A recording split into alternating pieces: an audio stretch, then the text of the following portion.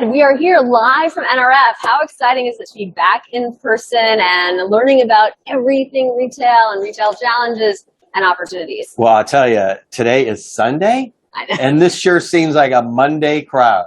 I mean, people are everywhere, which is great for the NRF, great for retailers, great for the vendors. All of them spent their time and money and energy to come here. Yeah. For those of you who aren't here, every session has been jam-packed. The floor is incredibly crowded, and it's wonderful to see. And we're all here really to kind of not only talk about what's happening in the state of retail, but also what's happening in the state of technology.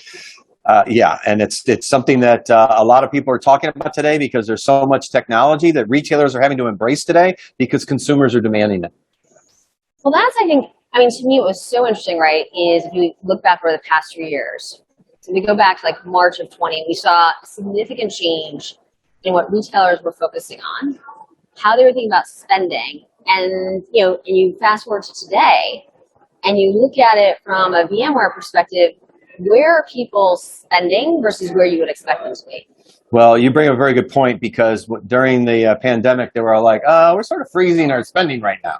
So now we're seeing retailers that are coming out and realizing that all the technologies that need to be in the stores, I'm not a big fan of saying store of the future because the future of retail is now. So retailers are like, what do I need to do today to prepare for tomorrow? To, what needs to be done? And the only way they can do that is bringing all those technologies, whether it's self-service, whether it's loss prevention, whether it's IoT, all those different technologies that are needed out there today that consumers like us, and we're all consumers, we sort of demand.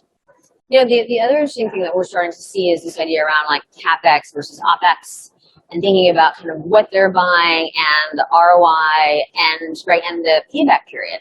And I have to say, I've covered retail a long time as a Wall Street analyst and now as the CEO of Coresight, and we've not really had that conversation in quite some time. So how do you feel that they are analyzing, their tech spend? And as a result, are they spending differently?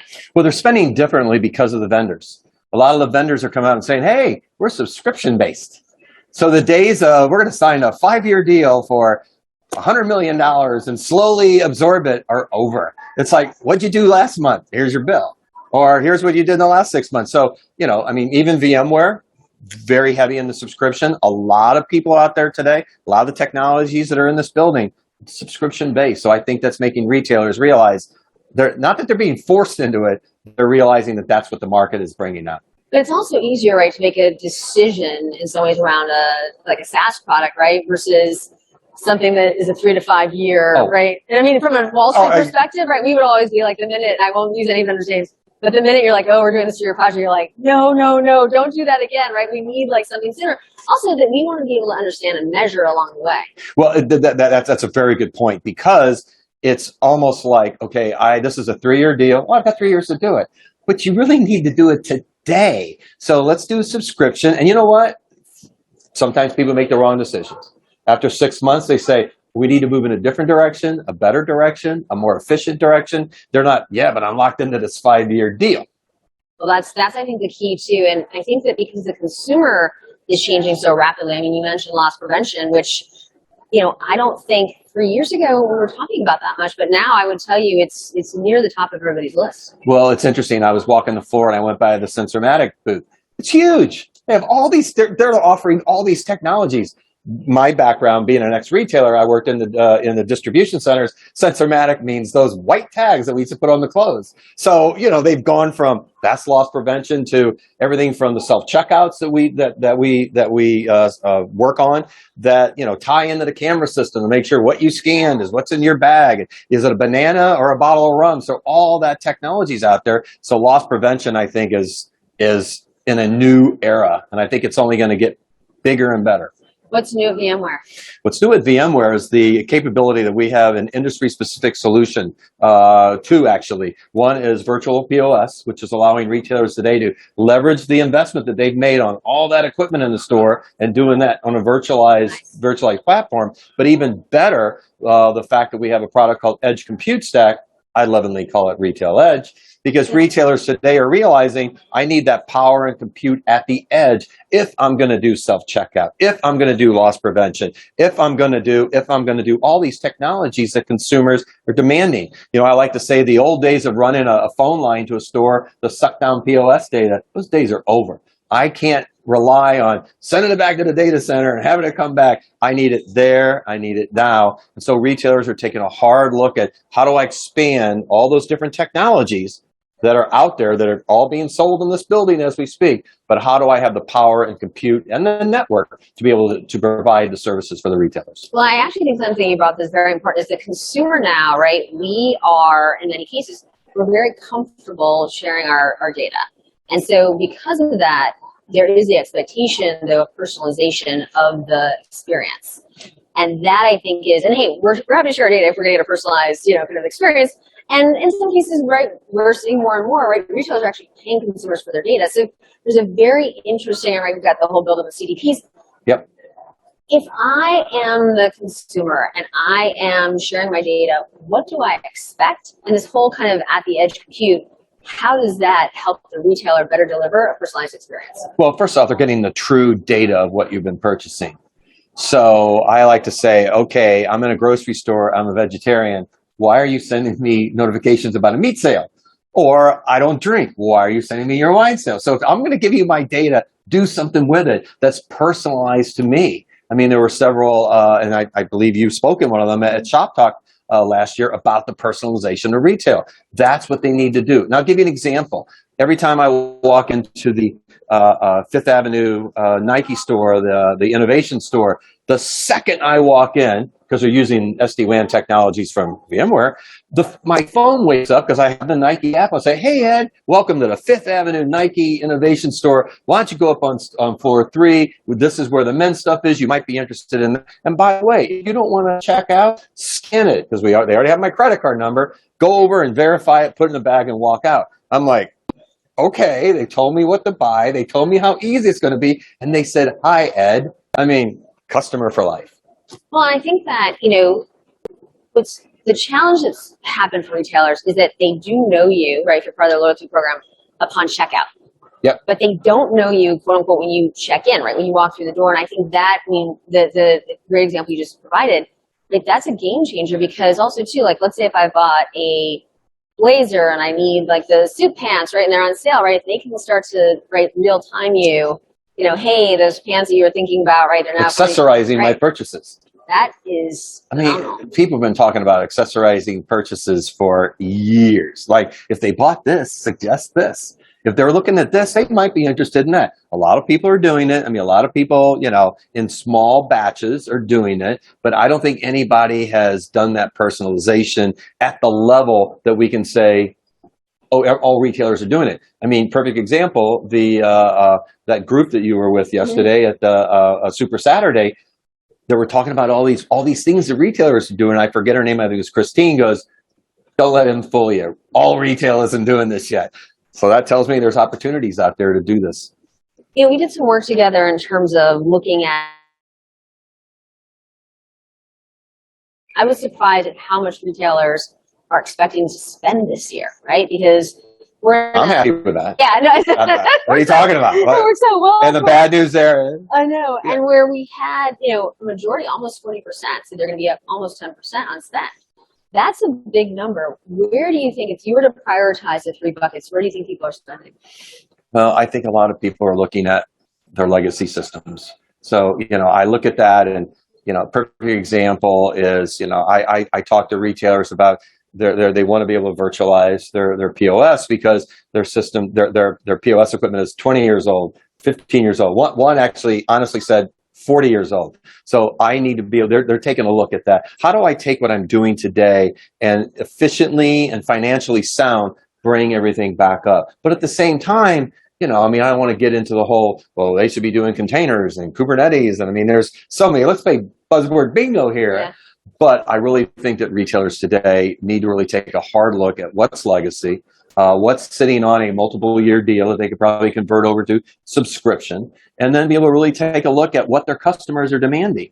because, there's a lot of people hate self-checkout. A lot of people love self-checkout. I love it. I use it all the time. So, there's that type of thing. There's, oh my gosh, the amount of vendors that are downstairs with shelf labeling now. It's amazing. It's explosive. And I can remember 3 years ago, I was down in South America. I believe I was in Santiago, and I was talking to the CIO. He's like, Ed, that's just too expensive. He says, for that region, I can hire 2 people with 2 clipboards, and by the end of the day, they've updated the rest of the store. But it's now dropping down to the point, it's like RFID tags. Oh, I can't spend $1 to each one. Now, what are they, under a penny or something like that? And so I think you're going to see that, because customers are going to want to be able to know exactly what the price is, so it matches what I checked out with. And then the retailer wants to realize, I need to adjust because this isn't selling, or it's selling too well. I need to be able to snap my fingers at corporate in a centralized location, and knowing that these 10 stores, because of that region, because maybe it's super hot, I'm going to do a sale on water. I want to know that the snap of a finger, all the prices are changed in the POS system and on the shelf labeling to help the consumer. Because let's face it, it's all about the consumer. So I want to know, how far are we away? Because this is like, these are the things we go and talk to retailers, right? The thing about the store of the future, right?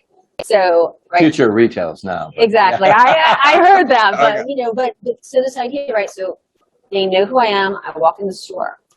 I think that there's this whole idea almost of journey mapping. And if you start to think about this whole, what we're seeing in retail media, that, right, a lot of vendors would be willing to pay. Okay, so I go and I pick up my crackers, and then there's a message, right, from the digital shelf label, which is, right, the more interactive. Oh, Deborah, right, we'll give you X% off this, kind of fizzy water that you might like. This idea that we're starting to see in real time, right, on the shelf, may or may not be on our phone, but that you're starting to kind of almost have this journey map for you throughout the store. And if you think about, right, the ability to get into that back corner or wherever it might be, that to me is really what I've always thought of with, kind of DSLs and digital shelf labels, where the future was, but the future may be now. The future is now. And, let's start talking about advanced personalization. Personalization is great. I know what you buy, I know what I can suggest, but to your point, that's advanced. Maybe it's Labor Day. Well, if you're getting hot dogs, maybe you need hot dog buns. If you're getting soda, maybe you need, water. I mean, a lot of people do that stuff, but I think to that point, suggesting it electronically, you may or may not do it, but it might come up and say, hey, like you just said, for these crackers, there's some fizzy water. So I think, I talked to a lot of retailers, and the 4 areas that they focus on is, eliminating the friction. I used to say friction before it was such an overused word. Eliminating the friction of the consumer to consume, eliminating the friction of the employee, the frontline employee, to help that consumer to consume. And then all at the same time, let's talk about how we can help that frontline worker, that employee, and then at the same time, digital, for the supply chain. We all know about the supply chain. So I think if, I just focused on all those areas and I didn't mention any technology, because that's what I like talking to retailers about, how we can be foundational on what we do. And we see that they're going to be spending 68% more on this stuff to help them be transformational. And I think that's what I'm hoping that people realize what VMware does with the global retail customers that we have, because everybody pretty much is our customer, that we're trying to help them the tools they have to meet the transformation that they end up having to do. All right, since we're talking about grocery, I want to leave you with this question. So we're seeing this kind of movement to the retailization of healthcare. Yes. And I've always thought with food, right? Food is medicine, right? I mean, it's really, you are what you eat. All the kind of the old adage is true. And so as we start to think about that, and you look at many of the large retailers actually do have clinics, or kind of some kind of association with healthcare. Where do you think we are right now, and where is that going? Because to me, it is fascinating the impact that we can have on people's health, well-being and longevity.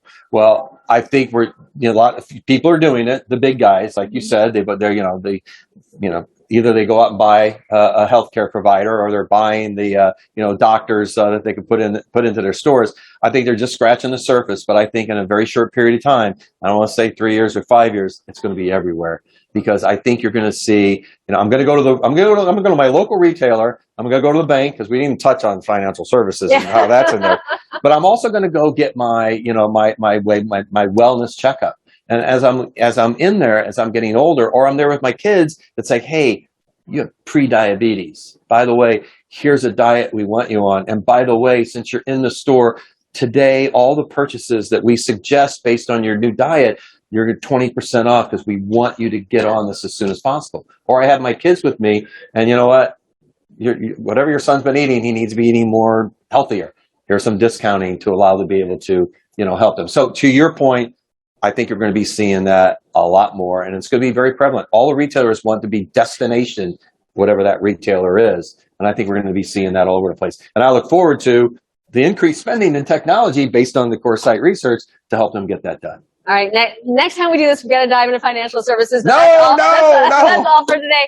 And thank you so much. I mean, truly, you are a beacon of insights in the retail industry.